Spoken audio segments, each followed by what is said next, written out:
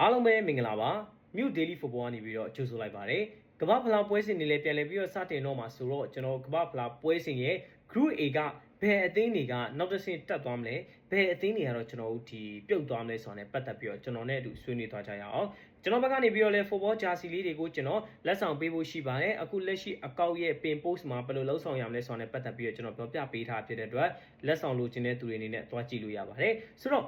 Group A မှာကကျတော့ကျွန်တော် South Africa ပါမယ်ပြီးတဲ့ခါမှာ Mexico ပါမယ် Korea ပါမယ် Czech Republic ပါမယ်ဗျဆိုတော့အသင်းတွေကတော့တကယ်တမ်းဆိုကြောက်စရာကြီးပဲဆိုတော့ Czech Mexico ကျွန်တော်ဒီပြောမယ်ဆိုအေး South Africa Korea ဒီအသင်းတွေကတော့တကယ်ကိုမှဒီ Group A က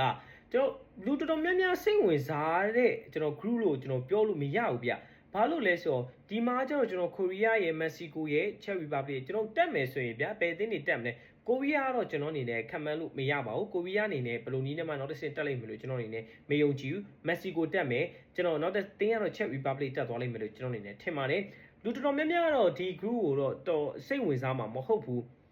ကျွန်တော်ထင်ကတော့ဒီ group ကတော်တော်လေးပြန်ဆိုင်မှုပြင်းထန်လိမ့်မယ်လို့ကျွန်တော်အနေနဲ့ထင်တယ်ဘာကြောင့်ကျွန်တော်ဒီလိုထင်ရလဲဆိုအကုန်လုံးကသူမတော်ကိုအားသူ့ဘာအသင်းနေဗျဆိုတော့တသင်းနဲ့တသင်းဘယ်အသင်းကတာတယ်ဘယ်အသင်းကမတာဘူးဘယ်အသင်းကဆရာကြီးဘယ်အသင်းကဆရာကြီးမဟုတ်ဘူးဆိုပြီးတော့ဆရာကြီးဆိုပြီးတော့ကျွန်တော်ပြောနေလို့ရတဲ့အထက်မှာမပါဘူးဗျဒီ group မှာကိုရီးယားလည်းကိုရီးယားကောင်းတယ်လို့ကောင်းတယ်ကျွန်တော် Republic ကလည်း Czech ကလည်း Czech ကောင်းတယ်လို့ကောင်းတယ် Mexico ကျွန်တော်ပြောမယ်ဆိုရင်ဗျ Mexico လည်းကောင်းတယ်ကျွန်တော် South Africa အသင်းတွေကကျွန်တော်ဘယ်လိုမှမလဲ short ထုတ်လို့ရတဲ့အသင်းမျိုးမဟုတ်ဘူးဗျာသိလားအာဖရိကအသင်းကအနှဲငယ်လေးဒီ group ထဲမှာပြောမလဲအားနေတယ်ဆိုပေမဲ့လည်းပဲကျွန်တော်သွားပြီးအထင်သေးလို့ရတယ်မှာမပါဘူးဆိုတော့ရေပန်းစားဆုံးကကျွန်တော်တို့ဒီကိုရီးယားရဲ့ကျွန်တော် check ရဲ့ Mexico ကတော့ပြောမယ်ဆိုရင်သူတို့ရဲ့ဒီ time အရာဆိုရင်တော့ Mexico အသင်းမှာအနှဲငယ်လေးအားသာချက်ရှိတယ်ဆိုပေမဲ့လည်းပဲတော်များများတော့ Mexico ကိုအဲ့လောက်ထိယုံကြည်ချက်ရှိထားလိမ့်မယ်လို့ကျွန်တော်အနေနဲ့မထင်ဘူးအတိကထင်တာကကိုရီးယားရဲ့ Czech Republic ရဲ့ဆိုတော့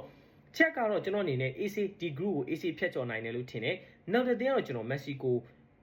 ဘယ်လိုပြောမလဲကိုရီးယားနဲ့အပြိုင်နောက်တစ်ဆင့်ကိုတက်သွားလိမ့်မယ်လို့ကျွန်တော်အနေနဲ့ထင်ပါတယ် Mexico အနေနဲ့ကလည်းသူတို့ရဲ့ဒီပြောမယ်ဆိုရင် Mexico ကသူတို့ရဲ့အိမ်ကွင်းလို့တော့ကျွန်တော်အနေနဲ့ပြောလို့ရတယ်ဘာလို့ဆိုတော့ time different အရာပေါ့ဗျာတိလားကျွန်တော်တို့ရဲ့အိမ်ကွင်းလောက်ကျွန်တော်ပြောလို့ရတယ်တိုင်ပတ်မှာတော့ကျွန်တော်တို့ဒီကိုရီးယားတော့တိုင်ပတ်သွားလိမ့်မယ်ပြီးတဲ့အခါမှာ South Africa အနေနဲ့ကတော့ဒီပြောမယ်ဆိုရင်ကမ္ဘာဖလားအတွေ့အကြုံလေးတွေရှိရဆိုပေမဲ့လည်းပဲကျွန်တော်ကတော့အာဖရိကအနေနဲ့ကဒီနှစ်မှာဘာမှလုပ်ပြနိုင်လိမ့်မယ်လို့ကျွန်တော်အနေနဲ့မထင်ဘူးဆိုတော့ကျွန်တော်မြင်ရတော့ Group A ကတော့အကျိတ်နဲ့ရှိလိမ့်မယ်လူတွေတော်တော်များများစိတ်ဝင်မစားတော့လဲကျွန်တော်တို့ဒီပြိုင်ဆိုင်မှုပြင်းထန်တဲ့ group တစ်ခုဖြစ်လိမ့်မယ်လို့ကျွန်တော်အနေနဲ့ထင်ပါတယ်ညီကိုရောဘယ်လိုထင်ပါလဲ Group A နဲ့ပတ်သက်ပြီးတော့တစ်ချက်လေးဆွေးနွေးပြသွားကြပါအောင်ဗျကျေးဇူးများတင်ပါတယ်